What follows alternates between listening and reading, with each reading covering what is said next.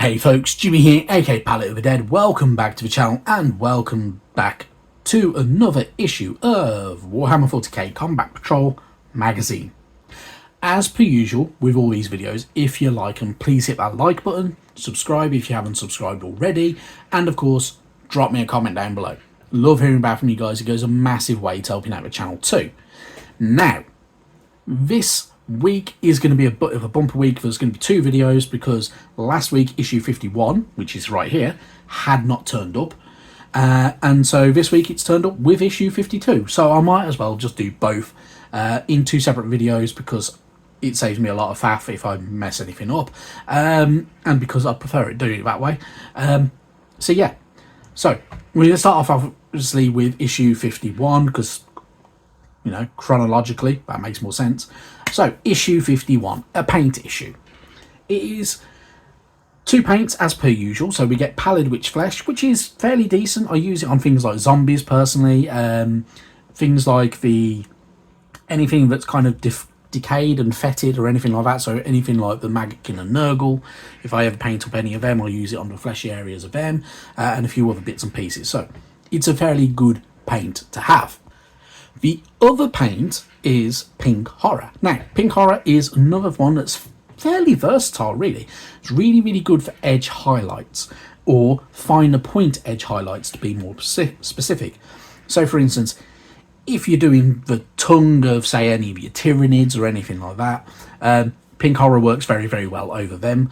It also works very, very well over things like Screamer Pink and Baraknar Burgundy as a very, very fine edge highlight. So for instance, I more recently used it on the rope sections for the Sky Lantern, which I'll grab it and you can kind of see my progress on there. So I've used Pink Horror over the top of Baraknar Burgundy and Screamer Pink as a very, very fine edge highlight to make the colour stand out a little bit better for them rope sections. It works very, very well. But it works very, very well on things like the tongue and fleshy areas and stuff like that. So, you know, it is a good paint. I do use both paints. Pink Horror more than the other, though. So, it is what it is.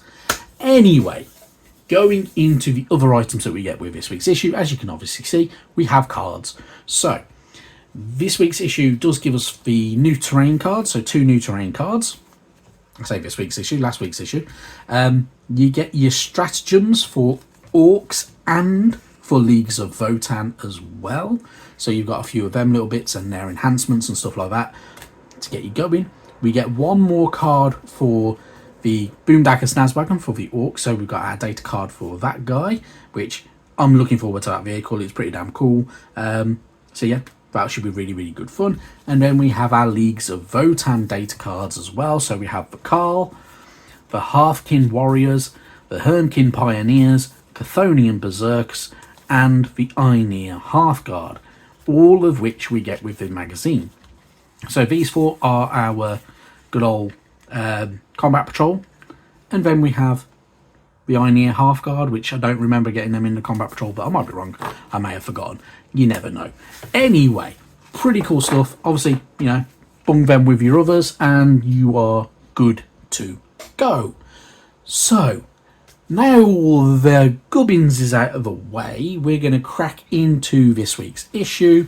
So obviously, we have a paint guide because it's a paint issue. So it's all to do with kind of adding to the paint we've already used. So for instance, Pallid Witch Flesh over things like the parchment strips and the purity seals and stuff like that, over things like the skull of a Primaris chaplain on bike, and even on parts of the cloaks and stuff like that, can work really, really well. Yeah, I'm not going to knock it. It does work well. It can do very, very well. You can use it for things like the highlights on faces. You do need a really, really fine brush on that and a really, really steady hand. So it can be done with the brushes that have been provided by the magazine. It can be a little bit of a faff at the same time.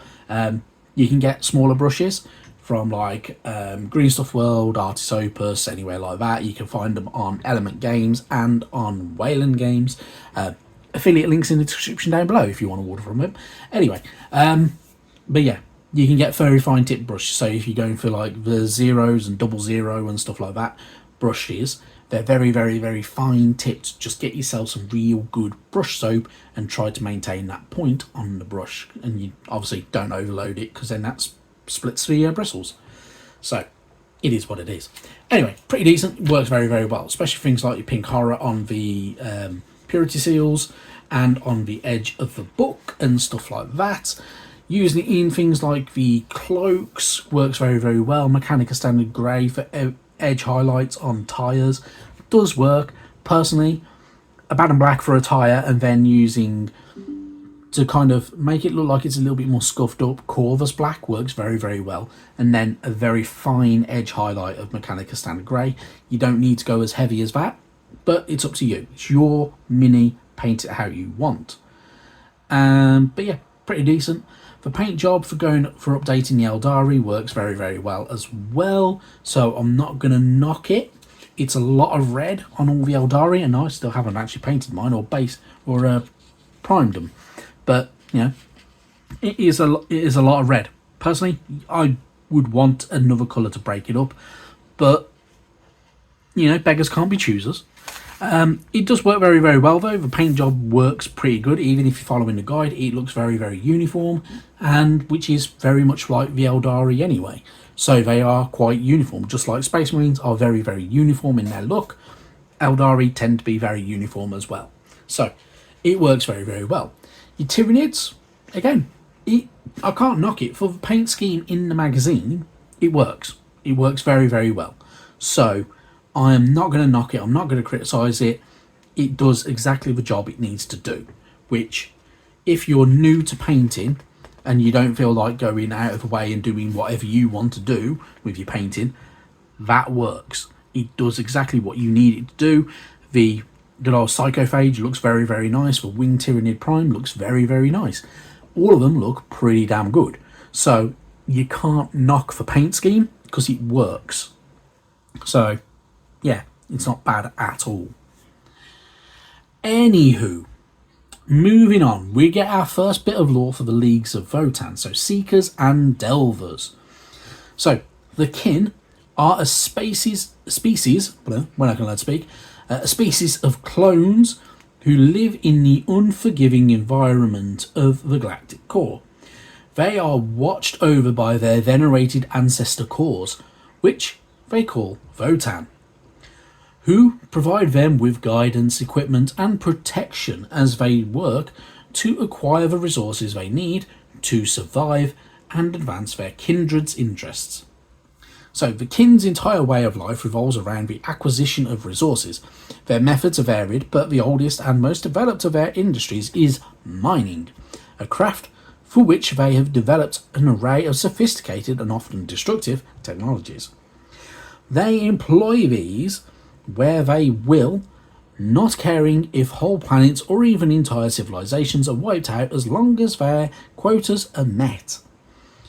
And they take in their inheritance joy in the destruction, but firmly believe that whoever strives the hardest in pursuit of something deserves to acquire it.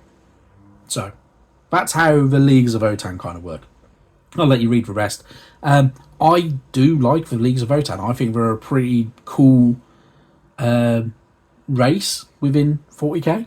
I do like them, the space dwarves, and essentially, as you can tell, you know, their most developed technology industry be mining, just like dwarves in Warhammer Old World and in Age of Sigmar. Mining is their kind of thing, which is standard dwarves in any fantasy setting. So it works very, very well here as well. And as per usual, the page is slightly stuck together, so bear with me a sec. There we go. You get a little bit more information about as well. So the kin at war. So the kin are brutally efficient, highly advanced species.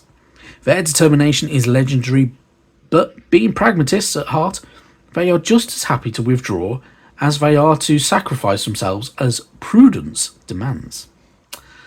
Then there is the Galactic Core as well. You get a nice view of some of the vehicles. Obviously, the Leagues of Votann have had some updates recently as well, with new vehicles and new units. I must admit, I have the Sagittor, which is a really cool one. I do need to get that Hecaton Land Fortress, because that is one of the coolest vehicles I think exists in Warhammer 40k. I do really, really like it. It's one of the coolest looking for a very kind of bulky unit. It's not as quite as fun and quirky as the Boomdacker Snaz Wagon or most of the Orc vehicles, but it's really, really cool. I do genuinely like the Leagues of Votann. Then you get a little bit of Chronicles of the Kin and their story, their origin and stuff like that, and their arrival in the Galactic Core, which is a mixture of fact and legend. What cannot be in doubt, though, is how well they have adapted to the demands of their home territory, easily meeting both the physical and mental demands of the extreme environment. The Kin, being an ancient people, much of their history is kept by venerable ancestor cores that house the species' collective memory, which they refer to as the Votann. But some of their history is so ancient and is so buried and deep within the ancestor cores that it is, for all intents and purposes, lost to myth. So, the Leagues of Votann are a little bit, you don't really know a massive amount about them, but they're pretty damn cool. I do like them. And they have a cool look to them as well. You get a little bit more information on the other side as well, which they have some cool units, like sort of things like they have the Grimnir and stuff like that, which is a real cool unit, and one that I really, really loved painting up when I bought that guy, and that was a few years ago. So yeah, really, really good stuff. And you get a bit more information as well, which is pretty cool. So real good stuff. Moving on from there, we get, going into the play section, Fires of Conflict. So Fires of Conflict is a narrative campaign that allows you to link several battles with a narrative story with rules for determining an overall victor. Throughout the sections for all of this and what is going to come along, you get to customize and play through the campaign as way how you want, and campaign narrative is a real good way of kind of linking more battles and telling a larger story overall. You can do this with friends, you can do this on your own, you can do this with other armies, you can have your own kind of individual battles and stories and stuff like that, because essentially the best way to describe Warhammer and everything like that, everything is true but not everything is canon, so there is that. So there's always that option. You get to do the setting, so you get a little information about the campaign setting itself, which is deep in the shadow of the Great Rift lies a small group of planetary systems, unregarded by the main forces of the factions as they pursue their goals. But the fires of conflict burn here too. Against the backdrop of the galactic struggle, the people of this area still have their own story to tell, and you get to tell that story for them. So, obviously, the way it's going to work is you're going to be able to utilise all of these, and they have their own little bit of story to kind of put them in this territory of a system of the planets and stuff like that. So you get to give a little bit of information about them. So a reason why there are Space Marines there, or why there are the Leagues of Votann in this system, and such like. So you get a bit of that information, which goes a long way to telling a story. And there is obviously something for each of the 9 different combat patrols that we get with this magazine, which I like. I think that works very, very well. So pretty good. Happy days. On the other bits, you get information about how to play the campaign and using the combat patrols to go through that campaign as well. I'm not going to lie, if you really, really wanted to, you could bend this to having full armies, as well as having good old just combat patrols if you wanted to, I would imagine. So you could do it that way. Winning the campaign, you have a player victory, you have faction victory, and you have the campaign victory itself. Technically, in a roundabout way, you could have 3 different winners for this. So, yeah, there is a way of doing that. But yeah, pretty good. Works very, very well. You get to mark each of the victories as well, so you'll be able to tell which faction is the victorious faction over 8 missions for each one. So you can battle them however you want. which I think is a pretty good way of doing it. It does work very, very well, in my opinion. My opinion's not always right. People may disagree with it, but I think that'll work. You can do very well. So, you can have a bit of fun with it, especially if you're playing with mates and stuff like that, or a group. You can all go through that and work out who's the victor overall. Obviously, you just compete in against each other, and eventually you'll have a winner somehow. Yeah, why not? Anywho, enough rambling on. The next issue 52, obviously, is our first Leagues of Votan mini, which is for Carl. It's a really good one. I do actually like the paint job on this one as well, although I'm probably not going to be painting it up that way. But yeah, real good stuff there. And he does have optional versions of a head as well, because he is Utar the Destined, is his other build. But yeah, real good stuff. Issue 53 and 54, though, part 1 and 2 of our Hearthkin Warriors. I like the Hearthkin Warriors. I must admit, I still have some that I haven't built. But really, really good. You get paint updates, and you get the Ancestor Cores as well, information about them, which is always very, very good. Now, that's it for this issue. Obviously, the second issue is going to be coming up very, very soon, so check out that video. Also, if you haven't already, check out the information regarding the next Age of Sigmar magazine, which of course is Warhammer Age of Sigmar Spearhead magazine. 90 issues, 12 spearheads, plus a little bit of scenery and paints and so on. So, bit of information of what it is down there. Also, the fact it is only in its trial period at the moment, so be aware. I've seen online that a few people have found it in places like Leeds and stuff like that. But yeah, real cool stuff. Anyway, enough rambling on. Thank you very, very much for watching, and I'll see you in the next one. Bye-bye now.